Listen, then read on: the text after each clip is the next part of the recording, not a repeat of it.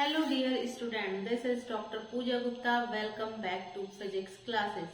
Today we will discuss helium neon gas laser. इसे पहली video में हम पढ़ चुके थे रूबी लेजर। तो हम आपको करा रहे हैं बीटेक फर्स्ट ईयर की यूनिट 5th और यूनिट 5th में हम रूबी लेजर कंप्लीट कर चुके थे और अब हम पढ़ेंगे helium neon laser. Helium neon laser को हम गैस लेजर भी कहते हैं और हम इसको 4 लेवल लेजर भी बोल देते हैं, क्योंकि इसमें क्या होती हैं 4 एनर्जी लेवल डायग्राम में 4 लेवल होती हैं, इसलिए हम इसे 4 लेवल लेजर भी कहते हैं। तो एग्जाम में आपको कुछ भी दे सकता है describe the construction and working of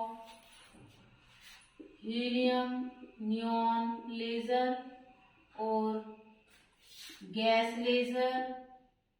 question आ सकता है इस तरीके से एग्जाम में, गैस लेजर और 4 लेवल लेजर। ठीक है, अब ये आपका जो क्वेश्चन है 10 नंबर में आता है, क्योंकि जो आपका बीटेक में इंजीनियरिंग फिजिक्स फर्स्ट का जो पेपर होता है वो 100 मार्क्स का होता है, तो ये कम से कम आपको 10 मार्क्स में आएगा ये क्वेश्चन। ठीक है, तो पढ़ते हैं हीलियम नियोन लेजर या गैस लेजर। ठीक है, तो सबसे पहले हम पढ़ेंगे इसकी कंस्ट्रक्शन ऑफ गैस लेजर। इसकी कंस्ट्रक्शन देखेंगे, कंस्ट्रक्शन क्या होती है। इसको सबसे पहले 1961 में John W Bennett and Harriet 3 scientist थे, इन्होंने मिलकर इसको इन्वेंट किया था।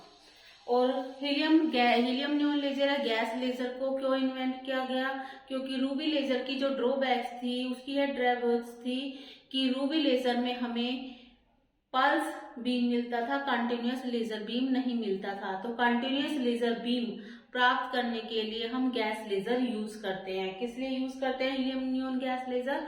For continuous laser beam. तो जो हीलियम नियोन लेजर में कौन सा बीम मिलता है हमें? कंटिन्यूअस लेजर बीम मिलता है। ठीक है स्टूडेंट्स, तो अब देखते हैं कंस्ट्रक्शन ऑफ गैस लेजर। इसके लिए हम क्या करते हैं, एक तरफ लेते हैं फुली रिफ्लेक्टिंग मिरर और दूसरी तरफ लेते हैं पार्शली रिफ्लेक्टिंग मिरर। ठीक है, और इसमें एक क्वार्ट्ज की ट्यूब लेते हैं ऐसे। इसमें एक हम क्या लेंगे, क्वार्ट्ज की ट्यूब लेंगे या glass tube. This is the quartz tube और ग्लास ट्यूब। एक तरफ लेंगे फुली रिफ्लेक्टर मिरर और दूसरे लेंगे पार्शली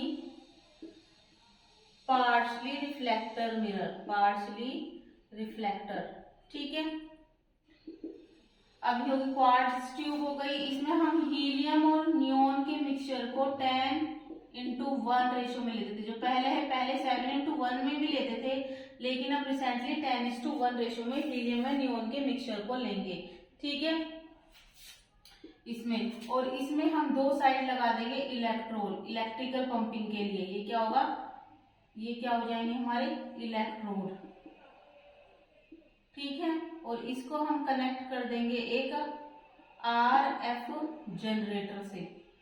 पावर सप्लाई करने के लिए हम क्या लेंगे, यहाँ पे RF जनरेटर यूज करेंगे और दोनों तरफ लगा देंगे हम इसके इलेक्ट्रोड, क्योंकि यहाँ पे हम यूज करते हैं कौन सी, इलेक्ट्रिकल पंपिंग, जिसमें करंट की फॉर्म में हमें एनर्जी मिलती है, इलेक्ट्रिकल पंपिंग। ठीक है, इसका जो डायमीटर होता है वो 1.5 सेंटीमीटर होता है और जो लेंथ होती है वो 80 सेंटीमीटर होती है। ठीक है, इसमें हीलियम को मरकरी प्रेशर के 1 मिलीमीटर ऑफ प्रेशर पे लिया जाता है और नियोन को 0.1 मिलीमीटर ऑफ मरकरी के प्रेशर पर लिया जाता है। ठीक है, तो कंस्ट्रक्शन ऑफ गैस लेजर क्या है, इसमें एक तरफ फुली रिफ्लेक्टिव मिरर ले लेंगे, दूसरी तरफ पार्शली रिफ्लेक्टिव मिरर लेंगे और बीच में एक क्वार्ट्ज ट्यूब या एक्टिव मीडियम, दोनों जो मिरर है उनके बीच में जो कैविटी है उसमें हम एक्टिव मीडियम लेते हैं। इसमें एक्टिव मीडियम हमने क्या लिया है, हीलियम नियोन गैस 10:1 रेशियो।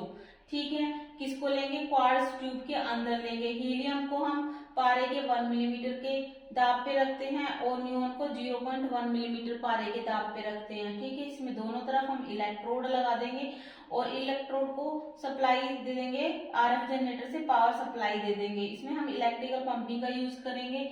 इसका जो डायमीटर होगा ग्लास ट्यूब का 1.5 सेंटीमीटर होगा और ग्लास ट्यूब की जो लेंथ होगी वो 80 सेंटीमीटर होगी। ठीक है, अब जैसे ही हम इसमें आरएफ जनरेटर ऑन करेंगे, इलेक्ट्रॉन में इलेक्ट्रिसिटी पास होने लगेगी, जिससे यहाँ पे जो इलेक्ट्रॉन है वो एक्सेलरेटेड हो जाएंगे। इलेक्ट्रॉन जब एक्सेलरेटेड होंगे वो हीलियम और नियोन आयन से जाके टकराएंगे, कोलिजन करेंगे, जिससे बहुत सारी एनर्जी जो होगी वो करंट की फॉर्म में रिलीज होगी।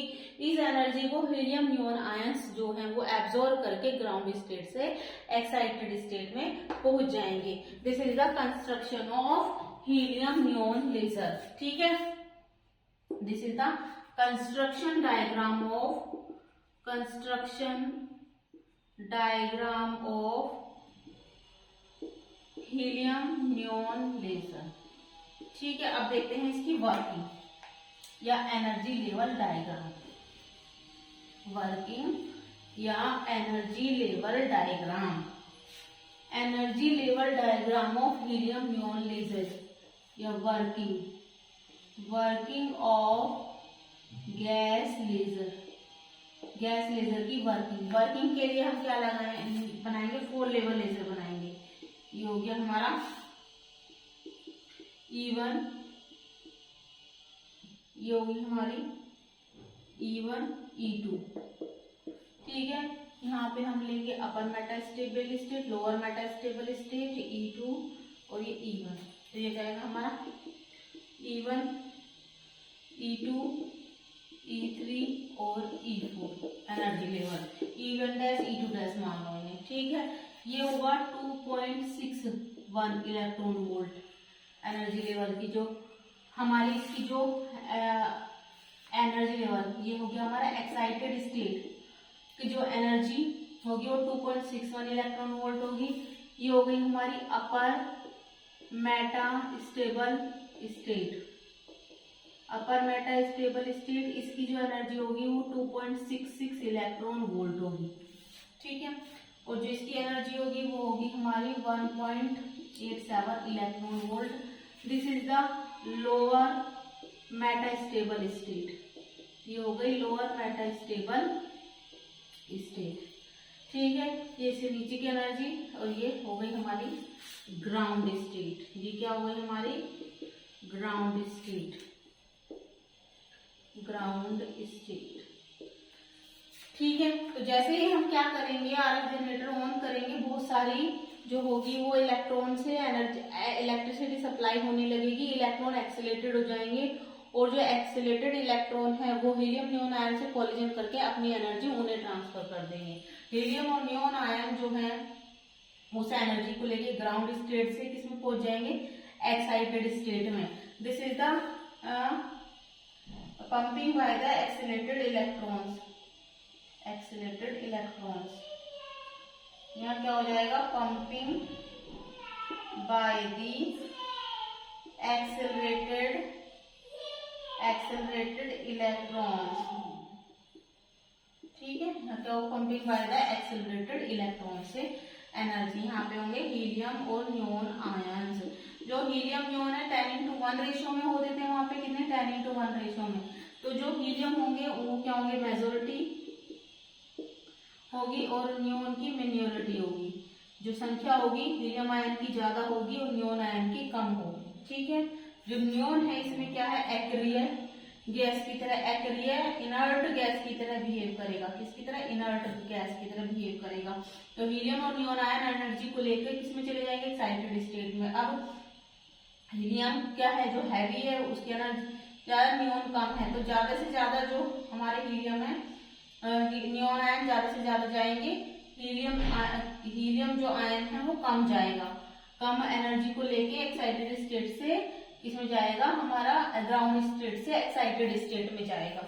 जो हीलियम और नियॉन आयन है वो एनर्जी को रिसीव करके एक्सीलरेटेड इलेक्ट्रॉन से वो चले जाएंगे ग्राउंड स्टेट से एक्साइटेड स्टेट में। यहाँ हीलियम आयन की संख्या ज्यादा है, नियॉन की कम है, तो जो ज्यादा से ज्यादा जो हमारे हीलियम आयन है और नियॉन आयन है, हीलियम आयन ज्यादा से ज्यादा चले जाएंगे। अब हीलियम आयन्स जो होंगे वो उनकी संख्या बहुत ज्यादा है, वो बहुत हैवी है, तो जो हीलियम आयन है वो क्या होंगे, इसमें एक बात है, हीलियम जो होगा वो दोबारा रिटर्न हो जाएगा, रिटर्न वापस आ जाएगा ग्राउंड स्टेट में, और नियॉन आयन हल्के हैं तो यहीं पे रह जाएंगे।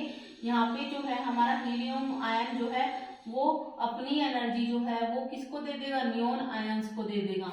जो हीलियम आयन है वो किसकी तरह बिहेव करेगा, सपोर्टिंग मीडियम की तरह वर्क करेगा, जो सपोर्टिंग मीडियम की तरह वर्क करेगा। ठीक है, तो यहाँ पे हीलियम आयन जो है वो अपना नियॉन आयन से कोलिजन करके अपनी एनर्जी किसे दे देगा, नियॉन आयन को दे देगा, और नियॉन आयन इस एनर्जी को रिसीव करके किस में चला जाएगा, अपर मेटास्टेबल स्टेट में।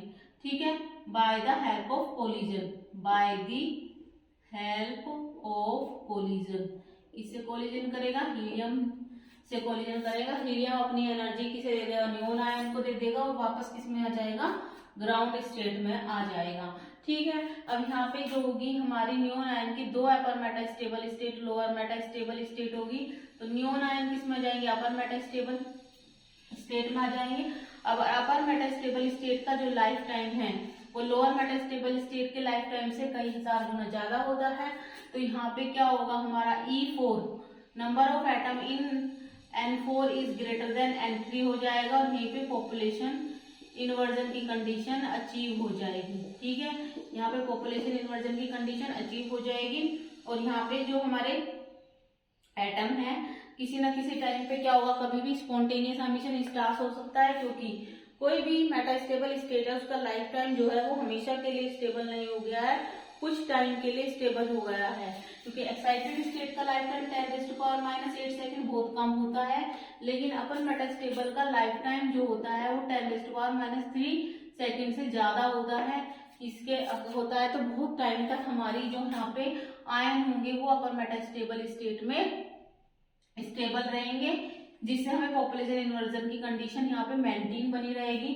लेकिन जब अपर मेटास्टेबल स्टेट का लाइफ टाइम कंप्लीट होगा तो किसी भी टाइम स्पॉन्टेनियस एमिशन स्टार्ट हो सकता है। स्पॉन्टेनियस एमिशन में 6328 एंगस्ट्रॉम का जो रेडिएशन है, फोटोन है, वो रेडिएट करेगा। जब हमारा यहाँ से कोई भी एक्साइटेड एटम जो है अपर मेटास्टेबल से लोअर मेटास्टेबल स्टेट में आएगा तो स्पॉन्टेनियसली 6328 एंगस्ट्रॉम का जो फोटोन है वो रिलीज करेगा। अब ये 632 एंगस्ट्रॉम का जो फोटोन है वो हमारा हीलियम और नियॉन दो पार्शियली रिफ्लेक्टिंग मिरर लिए थे। ठीक है, दोनों पार्शियली रिफ्लेक्टिंग मिरर के बीच में घूमता रहेगा उसके फुली और पार्शियली रिफ्लेक्टेड एंड से रिफ्लेक्टेड बैक होता रहेगा, जब तक कि एक अदर एक्साइटेड एटम में से उतनी ही फ्रीक्वेंसी, उतनी ही वेवलेंथ का 632 एंगस्ट्रॉम का एक फोटोन और रिलीज नहीं कर देता। तो जैसे ही 632 एंगस्ट्रॉम का वहां पे फोटोन रिलीज होगा, स्टिमुलेटेड एमिशन हो जाएगा, और ये प्रोसेस बार बार रिपीट होता रहेगा जब तक कि एक हमें हाई इंटेंसिटी बीम, एक मोनोक्रोमेटिक बीम नहीं मिल जाता, और वहीं पे लेजर एक्शन हो जाएगा। ठीक है, तो यहाँ पे क्या हो जाएगा, 6328 एंगस्ट्रॉम का जो फोटोन है अगर वो हमारे फुली और रिफ्लेक्टिंग मिरर के एक्सिस के डायरेक्शन में है तो रिफ्लेक्टेड बैक होता रहेगा, अदर डायरेक्शन में तो बाहर निकल जाएगा। और जब तक रिफ्लेक्टेड बैक होता रहता है जब तक कि अपने में से अपने ही जैसा एक फोटोन और रिलीज नहीं कर देता अदर एक्साइटेड एटम में से। फिर हमें एक की जगह क्या मिल जाएंगे, दो फोटोन मिल जाएंगे, और यहीं पे क्या हो जाएगा, स्टिमुलेटेड एमिशन हो जाएगा, और तब तक रिफ्लेक्टेड बैक होता रहेगा जब तक कि एक हाई इंटेंसिटी का लेजर बीम नहीं मिल जाता, और यहीं पे क्या हो जाएगा, हमारा लेजर एक्शन हो जाएगा और हमें लेजर बीम मिल जाएगा। ठीक है, अब अपर लोअर मेटास्टेबल से स्पॉन्टेनियसली कोई स्पॉन्टेनियस क्या होगा, स्पॉन्टेनियस ट्रांजिशन हो जाएगा, अपने आप एटम जो है लाइफ टाइम पूरा करने के बाद लोअर मेटास्टेबल स्टेट का जैसे लाइफ टाइम पूरा होगा, एटम अपने आप किस में आ जाएगा, नीचे वाली स्टेट में आ जाएगा। अब स्पॉन्टेनियस एमिशन में E2 में जो हमारे स्पॉन्टेनियस ट्रांजिशन में जो एटम आए हैं वो अदर क्रिस्टल एटम से कोलिजन करेंगे और हीट के दौरान अपनी सारी एनर्जी वेस्ट कर देंगे, और ग्राउंड स्टेट में जब आएंगे तो कोई भी फोटोन ही एमिट नहीं करेंगे। This is the radiation less transition. यहाँ आते आते कोई भी जो हमारा रेडिएशन है वो नहीं निकलेगा। ठीक है, तो जो हमारा यहाँ पे प्रोसेस है लेजर बीम है वो अपर मेटास्टेबल स्टेट और लोअर मेटास्टेबल स्टेट के बीच में हमारा जो लेजर बीम है वो बनता रहेगा। इसलिए हमने इसे क्या बोला, continuous laser beam, continuous laser beam, क्योंकि यहाँ पे जो एनर्जी है पॉपुलेशन इन्वर्जन की कंडीशन है वो अपर मेटास्टेबल स्टेट और लोअर मेटास्टेबल स्टेट के बीच में एस्टैब्लिश रहेगी, यानी कि बनी रहेगी, खत्म नहीं होगी। जिससे हम यहाँ पे एक बार अगर हमने प्रोसेस को स्टार्ट कर दिया, जनरेटर से हमने स्टार्ट कर दिया और वहां से हमारी एनर्जी रिलीज होगी, तो एटम जो होंगे हीलियम नियोन वो एनर्जी को ऑब्जर्व करके ग्राउंड स्टेट से एक्साइटेड स्टेट में जाते रहेंगे, और जब जैसे यहाँ जाएंगे यहाँ पॉपुलेशन इन्वर्जन की कंडीशन क्या होगी, मेंटेन रहेगी लोअर मेटास्टेबल स्टेट अपर मेटास्टेबल स्टेट के बीच में, और उसके बाद यहाँ पे स्पॉन्टेनियस ट्रांजिशन हो जाएगा, रेडिएशन लेस ट्रांजिशन होगा। जैसे ही यहाँ पे ट्रांजिशन खत्म होगा दोबारा से एनर्जी जाएगी, तो पॉपुलेशन इन्वर्जन की कंडीशन किसी भी सिचुएशन में जो है वो ब्रेक नहीं होगी, और यहाँ से हमें कंटिन्यूअस लेजर बीम मिलता रहेगा। तो कंटिन्यूअस लेजर बीम मिलता रहेगा। This is the helium neon gas laser, यही क्या है, हीलियम नियॉन गैस लेजर है। ठीक है, अब इसकी एडवांटेज क्या क्या है। रूबी लेजर में जो ड्रॉबैक्स थी कि उसमें हमें कंटिन्यूअस लेजर बीम नहीं मिलता था, हीलियम नियॉन लेजर में वो जो बीम है वो कंटिन्यूअस हमें मिल जाता है। क्यों मिलता है, वो 3 लेवल लेजर था, वहां पे केवल हम एक अपर मेटास्टेबल स्टेट यूज कर रहे थे। यहाँ पे क्या है, हीलियम नियॉन लेजर में हम 2 मेटास्टेबल स्टेट कर रहे हैं, अपर और लोअर मेटास्टेबल स्टेट यूज कर रहे हैं, जिसके कारण जो है वहां पे यहाँ पे हमारा कंटिन्यूअस लेजर बीम हमें बहुत आसानी से मिल जाएगा, और प्रोसेस को दोबारा स्टार्ट नहीं करना पड़ेगा। इसलिए ये क्या है, लेस एक्सपेंसिव है, इसमें खर्चा बहुत कम आता है, क्योंकि अगर हमने एक बार एनर्जी सप्लाई कर दी तो वो सप्लाई जो है वो टूटेगी नहीं, बीच में टाइम के साथ वेरी नहीं करेगी, टाइम के साथ कंटिन्यूटी उसकी बनी रहेगी। ठीक है, तो लेस एक्सपेंसिव होता है, और इसमें जो हमें बीम मिलता है वो हाई मोनोक्रोमेसिटी का होता है, और उसकी जो इंटेंसिटी होती है वो हाई होती है। ठीक है, और इसकी जो एप्लीकेशंस है, हीलियम नियॉन गैस लेजर को हम ऑप्थोमोलॉजी में यूज करते हैं, आई सर्जरी में यूज करते हैं, 3 डायमेंशनल इमेज बनाने में, होलोग्राफी में यूज करते हैं, और इसका यूज जो है वो हम डायमंड्स और उसमें ड्रिलिंग करने में भी यूज किया जाता है। ठीक है, तो ये तो हमारा हीलियम नियॉन लेजर।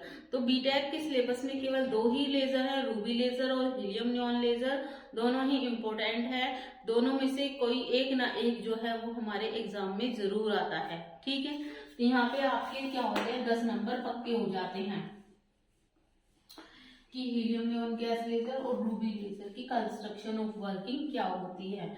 अगर आपको इसमें कुछ डाउट है टॉपिक में तो प्लीज आप मेरे को कमेंट जरूर करें, आपकी जो भी डाउट होगी उसको मैं दूर करने की ट्राई करूंगी। ठीक है, अब आ जाइए application of laser, application of laser की एप्लीकेशन है। ठीक है, फर्स्ट है कम्युनिकेशन में हम लेजर को कहाँ कहाँ पे यूज करते हैं। ठीक है, फर्स्ट है कम्युनिकेशन में हम अर्थ और मून के बीच में डिस्टेंस निकालने के लिए, डिस्टेंस को मेजर करने के लिए हम लेजर बीम का यूज करते हैं। लेजर बीम का यूज क्यों करते हैं, due to their narrow bandwidth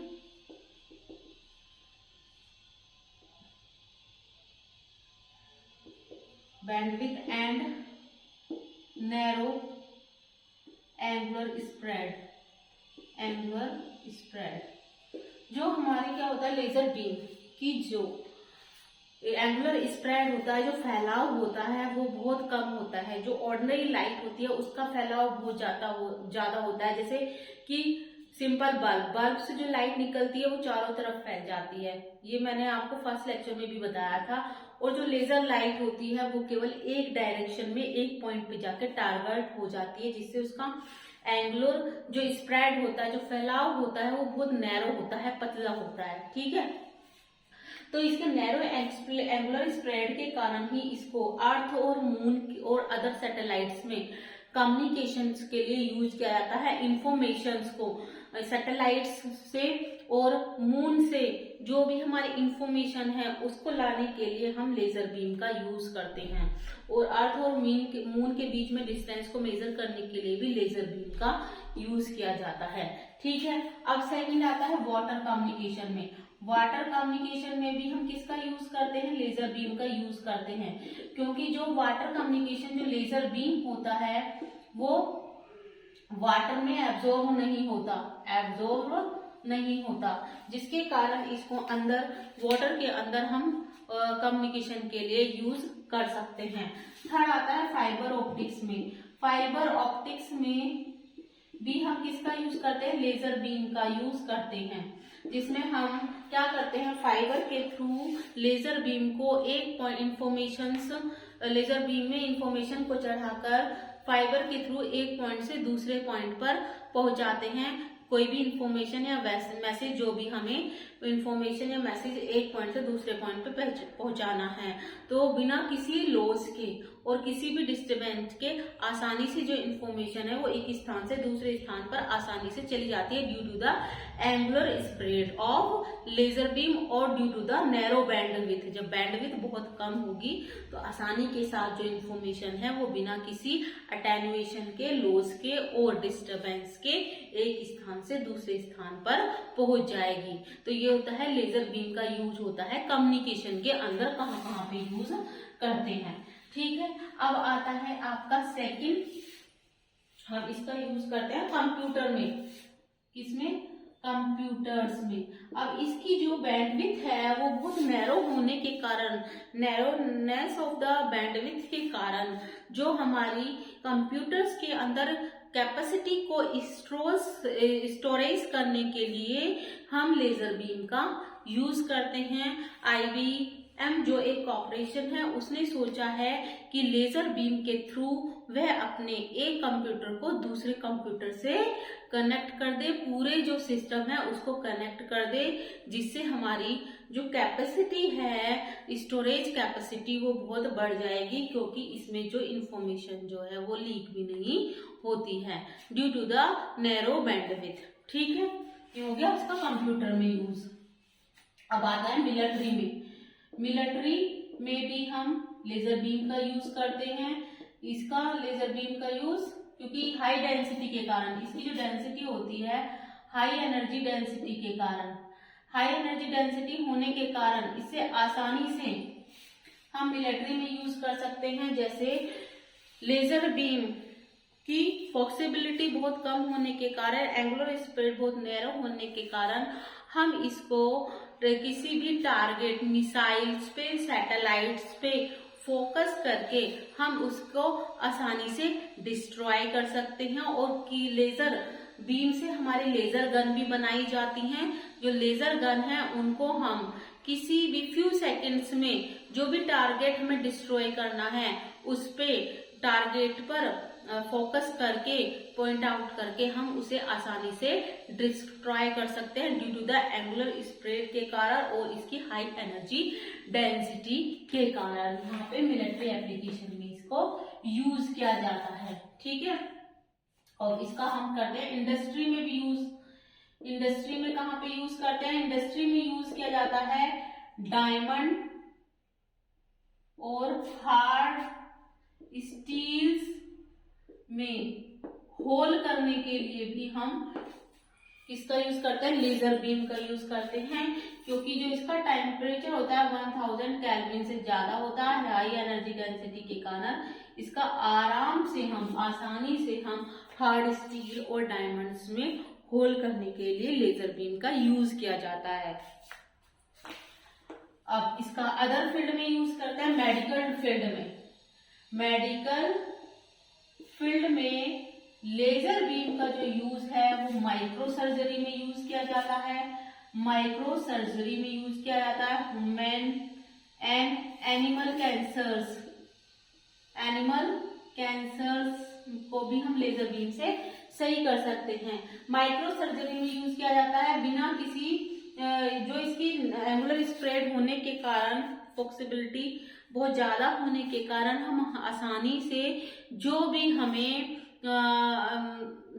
problem solve करनी है, माइक्रो सर्जरी करनी है, उसको आसानी से हम सॉल्व कर सकते हैं सर्जरी करने के बाद बिना किसी नेबरिंग रीजन को डैमेज किए हुए, क्योंकि इसकी जो एंगुलर स्प्रेड है वो बहुत कम होता है। ठीक है। और आई सर्जरी में रेटिना को डिटैच करने में भी हम लेजर बीम का यूज करते हैं, और जो किडनी स्टोन होते हैं उसको भी हम लेजर बीम की सहायता से डैमेज कर सकते हैं। इसलिए लेजर बीम का साइंस की डिफरेंट फील्ड में सब जगह यूज किया जाता है due to the narrow bandwidth and due to the narrow angular spread of laser beam. ठीक है। और वेदर कम्युनिकेशन में भी इसका यूज किया जाता है। वेदर कम्युनिकेशन में हम कहाँ पे यूज करते हैं? वेदर कम्युनिकेशन में यूज करते हैं जो क्लाउड्स हैं उनकी पिक्चर्स लेने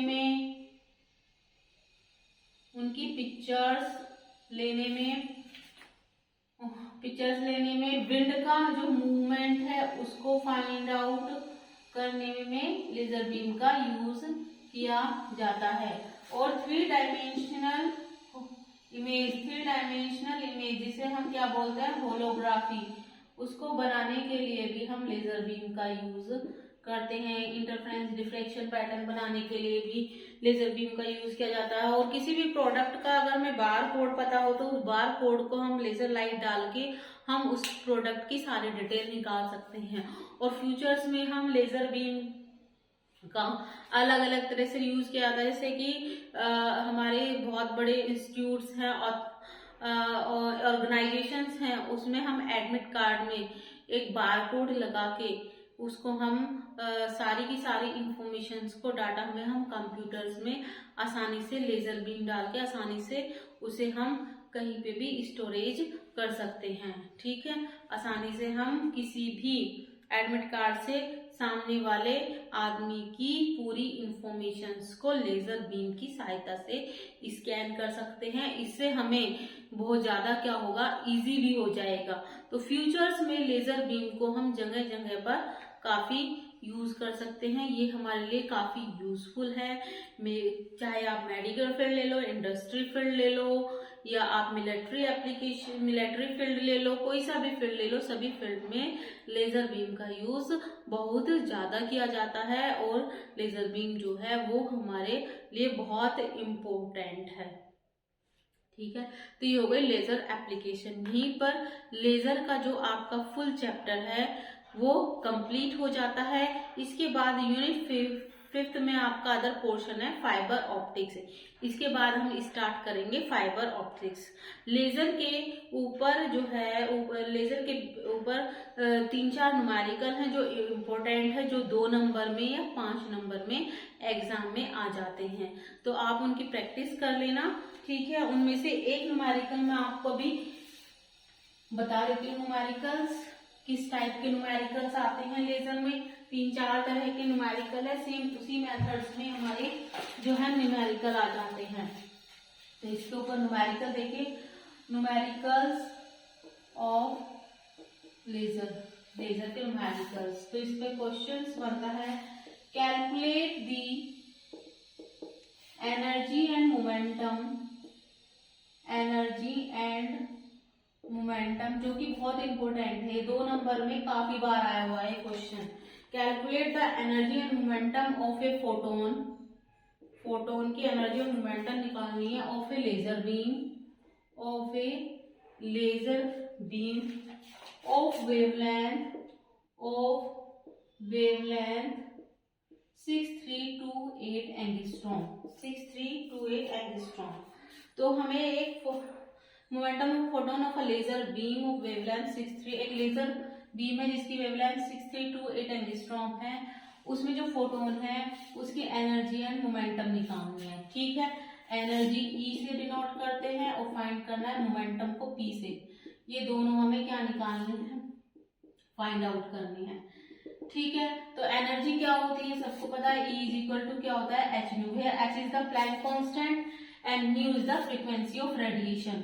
और न्यू की वैल्यू क्या होती है, न्यू इज इक्वल टू होता है C upon lambda. Nu is equal to C upon lambda is equal to क्या होता है H अपॉन mv। mv क्या होता है हमारा फोटोन होता है। ठीक है, अब V इज इक्वल टू आपने पढ़ा होगा n अपॉन लैम्डा, तो यहीं से n V is equal to क्या ले लिया हमने, आपने पढ़ा होगा n is equal nu is equal to क्या हो जाता है हमारा C अपॉन लैम्डा, क्योंकि n इज इक्वल टू क्या है आपने पढ़ा होगा रिलेशन V अपॉन लैम्डा। यहाँ n क्या फ्रीक्वेंसी है लेजर में, n को हमने किससे रिप्लेस कर दिया न्यू से।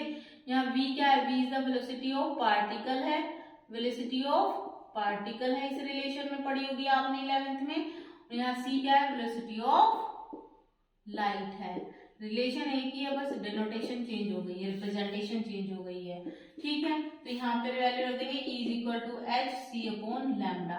अब E H की वैल्यू क्या है, H की वैल्यू क्या होती है, H की वैल्यू होती है हमारी 6.62 into 10 raise to power minus 34 joule into second into C की value 3 into 10 raise to power 8 metre पर सेकेंड स्क्वायर। ठीक है, और लैम्डा की वैल्यू 6328 एंगस्ट्रॉम दे रखी है हमें। ठीक है, अब 6328 एंगस्ट्रॉम को हम मीटर में चेंज करेंगे तो क्या आ जाएगा 10 raise to power minus 10 metre आ जाएगा। इसको सॉल्व करेंगे तो सॉल्व करके जो वैल्यू आ जाएगी वो आ जाएगी हमारी 3.14 into 10 raise to power minus 19 joule. ठीक है, ये आंसर आ जाएगा। इसको आप इलेक्ट्रॉन वोल्ट में भी निकाल सकते हैं। इलेक्ट्रॉन वोल्ट में निकालने के लिए हम क्या कर देंगे, इसको डिवाइड कर देंगे 1.10 raise to power minus 19 electron volt से। ठीक है, तो ये आंसर आ जाएगा हमारा किसमें, इलेक्ट्रॉन वोल्ट में। अब एनर्जी निकाल ली, अब हमें निकालना है मोमेंटम। अब मोमेंटम क्या होता है, P is equal to H upon lambda. इस वाले रिलेशन से क्या हो जाएगा, lambda is equal to H upon M V, H upon P, P is equal to H upon lambda. H क्या दे रखा है 6.62 into 10 raise to power minus 34। Lambda की वैल्यू क्या दे रखी है, लैम्डा दे रखा है 6328 into 10 raise to power minus 10 metre. ठीक है, तो यहाँ से हम निकालेंगे तो क्या आ जाएगा, इसकी वैल्यू आ जाएगी 1.05 into 10 raise to power minus 27 kilogram metre पर सेकेंड। तो ये जैसे सिंपल सी हमारी प्रॉब्लम है, सिंपल सी ऐसी प्रॉब्लम आ जाती है 2 नंबर में। ठीक है स्टूडेंट्स, अब करते हैं एक नेक्स्ट न्यूमेरिकल और कर लेते हैं इस पे, जो कि इम्पोर्टेंट है। न्यूमेरिकल सेकंड न्यूमेरिकल देखिए क्या है, in a ruby laser total number of chromium ions is 2.8 into 10 raised to power 19 if the laser emits radiation of wavelength 7000 angstrom. Calculate the energy of laser pulse. तो laser pulse की हमें energy निकालनी है। ठीक है, तो इसमें देखो क्या होगा, in a ruby laser total number of chromium ions दे रखे हैं 2 into 10 raise to power, n की वैल्यू दे रखी है 2.8 into 10 raise to power minus 19। If the laser emit radiation of wavelength lambda is equal to दे रखा है 7000 angstrom. Calculate the energy of laser pulse, हमें क्या निकालनी है, एनर्जी निकालनी है। ठीक है, तो इसका सॉल्यूशन देखो, पल्स है। अब पल्स होगा तो this is the beam of light, beam bundle of light या बीम ऑफ लाइट। तो एनर्जी कितनी होती है, नंबर ऑफ फोटॉन्स कितने होते हैं इसमें, एच न्यू होते हैं। अब एन क्या है, नंबर ऑफ फोटॉन्स है, तो कितनी हो जाएगी energy, E is equal to N H nu. तो E इज इक्वल टू कितना हो जाएगा, एन एच न्यू। तो E is equal to N H nu की वैल्यू क्या हो जाएगी c अपॉन लैम्डा, बस वैल्यू रख दो।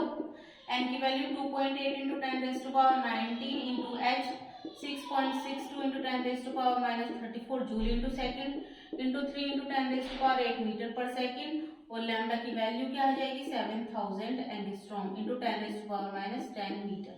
इसको हम क्या कर लेंगे, सबको सोल्व कर लेंगे, तो इसकी वैल्यू आ जाएगी 7.94 जूल। आप सोल्व करके भी देख लेना, ये इसका आंसर आ जाएगा। ठीक है, इसी तरह की इसमें एक दो और प्रॉब्लम्स हैं जो आप बुक में से सोल्व कर लेंगे। आप बुक ले सकते हैं, एसएल गुप्ता की बुक ले सकते हैं, एसएल गुप्ता की बीटेक वाले, या एसके गुप्ता, या बीएस राजपूत। ठीक है, ये कई तरह की बुक आती हैं, बीके पांडे भी आती है। तो ये इसकी क्या है, आपकी नोट्स बुक्स की तरह ही है, इसमें आपको सारे नोट्स मिल जाएंगे, न्यूमेरिकल मिल जाएंगे। ठीक है, तो जो न्यूमेरिकल, इसमें दो न्यूमेरिकल बहुत इंपॉर्टेंट है जो 2 नंबर में आ जाते हैं, एक दो न्यूमेरिकल और हैं जो बहुत इंपॉर्टेंट है, आप इन बुक के रेफरेंस से आप उन्हें सोल्व कर सकते हैं। ठीक है, तो यहीं पे आपका लेजर का टॉपिक जो है वो कंप्लीट होता है। मिलते हैं नेक्स्ट वीडियो में नए टॉपिक के साथ, तब तक के लिए टाटा बाय बाय।